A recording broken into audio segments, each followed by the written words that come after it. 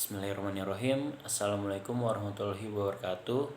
Perkenalkan, nama saya Muhammad Fred Rosidin. Saya dari kelas 4C dari mata kuliah Ilmu Falak, ingin menjelaskan tentang cara menentukan arah kiblat. Yang pertama, apa sih arah kiblat itu? Yang pertama, kiblat berasal dari kata Arab yang berarti qiblah, yaitu arah yang merujuk ke suatu tempat di mana bangunan Ka'bah berada. Ka'bah adalah bangunan berbentuk kotak yang terletak di tengah-tengah Masjidil Haram, kota Mekah, Arab Saudi. Ka'bah juga sering disebut dengan Baitullah atau Rumah Allah. Bangunan ini menjadi pusat ibadah umat Islam seluruh dunia. Kiblat itu sangat penting untuk umat Islam ya karena dengan itu kita beribadah menghadap ke kiblat. Tidak hanya sholat, menghadap kiblat juga diperuntukkan untuk kayak pemotongan hewan dan juga proses pemakaman. Ya, menentukan arah kiblat ini juga sudah ditentukan oleh Allah ya Subhanahu wa taala di surat Al-Baqarah ayat 149 dan 150.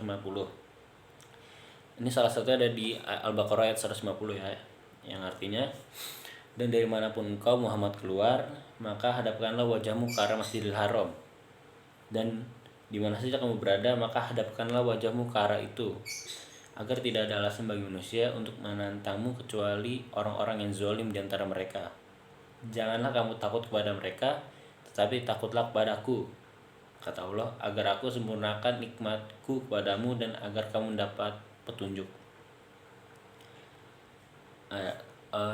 Dalam menentukan arah kiblat ini ada berbagai cara ya,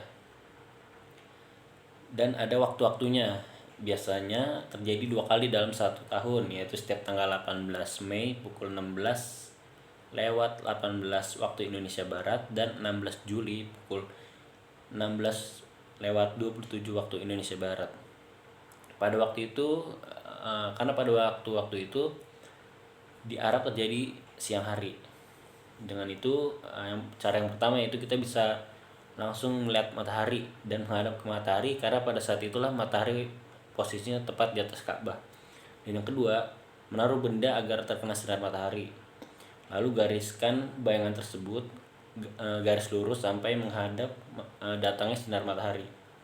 Yang ketiga, bisa juga membuka jendela dengan pintu agar sinar matahari masuk ke dalam rumah, maka garisilah bayangan-bayangan itu. Jadi ketika benda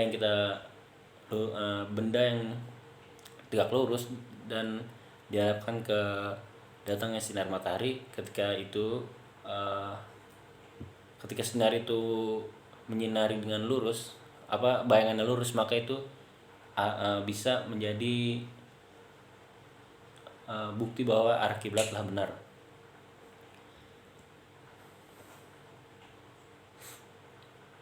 Ya, jadi itulah cara-cara sederhana untuk menentukan arah kiblat.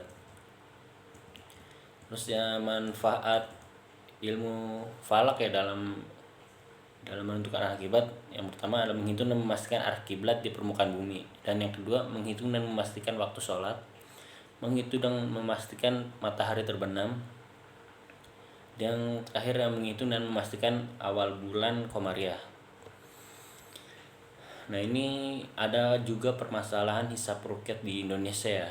Ini ada beberapa masalahnya. Yang pertama ada penentuan arah kiblat. Banyak masjid yang belum mengarah ke kiblat. Mungkin dari sini edukasi tentang ilmu falak